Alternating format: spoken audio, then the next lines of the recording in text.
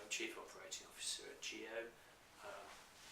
For those of you who don't know Geo, we design, build and operate dedicated optical fibre networks for key clients, which are predominantly large users of data requiring high performance, high capacity data networking.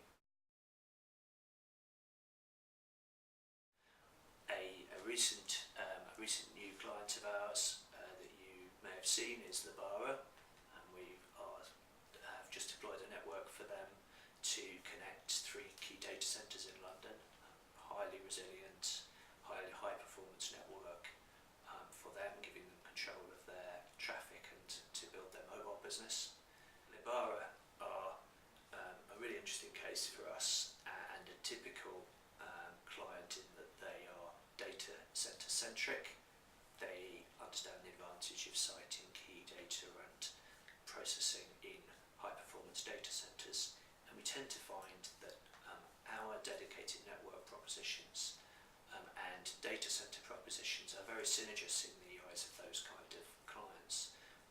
The majority of our clients have connections into a number of key high performance data centres because they value the scalability, performance, security that they get from those environments. Likewise, they value the same features from their network in terms of dedicated use of space within an optical fibre network and the highest possible performance and security. So we tend to find that people making purchasing decisions over the futures of their network tend to make their data centre decisions and their network decisions on quite similar criteria and often at the same time. So that's why we tend to work closely with a number of the data centre operators and track quite closely the trends in where data centres are being developed, how they're developing and what types of clients they appeal to. Some of the trends that we've seen emerging over the last year or two, and one really interesting trend is the way that data centres which appeal to their users as places where data is exchanged are developing into some new areas, particularly in the type of data and the type of content that you see exchanged within the buildings. Historically, the internet developed around a model whereby data was exchanged in neutral locations, and for example, internet exchanges like links built up their presence in these centres as a way in which their clients could exchange critical data between themselves in a neutral location. And that model is started to be followed in other areas whereby content and information that people need to make available to one another in areas like media, streaming and digital content is beginning to be exchanged in those sites in a peer-to-peer way, which is very interesting to us because it means that our clients who've sited themselves in these sites can get value out of their networks, not only by having their off-site backup data and their processing in these sites, but also gaining access to value from other data and other content which sits within these sites. Key cases in pointers is the media moves from its traditional SD video broadcast model to an HD model and even onwards to a Super HD model. You see that kind of data being exchanged freely within the four walls of neutral data centres, and the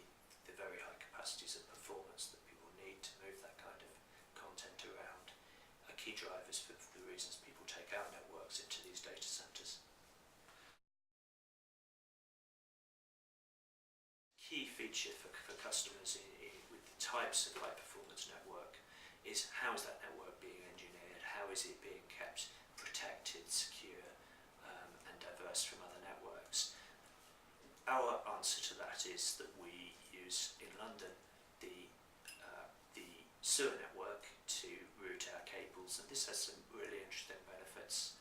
First of all, we've never had a cable cut within the sewer network in London since our cables were installed in that environment in 2004, which is a spectacular achievement compared to a lot of networks located in the footway and carriageway, which are sadly cut with much greater regularity than that. So it makes it a very reliable network indeed. It's also very good because it is intrinsically diverse and separate from networks that are sitting tend to get clients coming to us specifically and saying, I have distribution network, let's say from a carrier or from two carriers. I'd like my own dedicated network to be kept quite separate from that, and we were able to fulfil on that in a way that others would struggle. So the reliability benefits of the sewers in London are a key part of our solution to our customers' reliability and diversity needs. When we engineer national networks for people, then similarly we have a very strong performance track record, because our network sits next to the high pressure gas pipeline system. And the really interesting feature there is, again, that we have only one or two cable cuts ever next to the high pressure gas pipelines, because people tend not to excavate near high pressure gas pipelines. You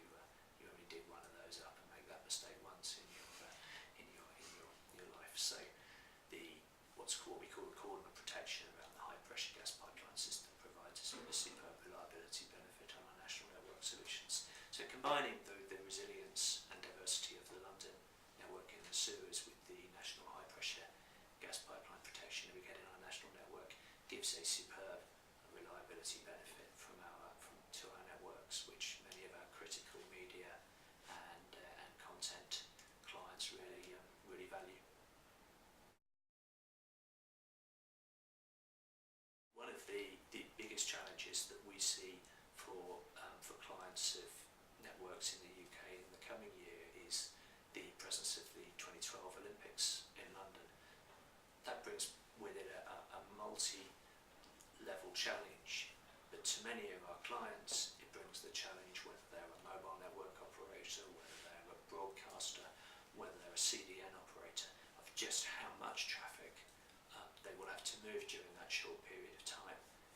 And dedicated networks built on their own optical fibres, their own network platforms, are very agile and very able to cope with those kind of demands. They scale relatively easily. You don't have any contention or conflict with more than one client wanting to scale up a network and having to think about whether capacity is still left after somebody else has had their upgrade done. So the types of upgrades and types of capacity challenges that will come